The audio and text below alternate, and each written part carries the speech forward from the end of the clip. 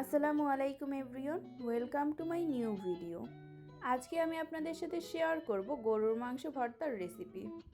এজন্য প্রথমেই আমি একটি প্যানের ভেতর দিয়ে দেব গরুর মাংস, পেঁয়াজ কুচি, রসুন কুচি, আদা কুচি, শুকনো মরিচ এবং কাঁচা মরিচ। প্যান থেকে মাংসগুলোকে নিয়ে মাংসের কিমা তৈরি করে নেব। এরপর আমি এর ভিতরে একে একে দিয়ে দেব সরিষার তেল, জিরার গুঁড়ো, হলুদের গুঁড়ো এবং স্বাদমতো লবণ।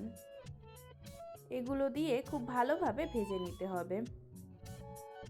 ভেজে নেওয়া হয়ে গেলে এর ভিতরে দিয়ে দেব সামান্য পরিমাণ পানি।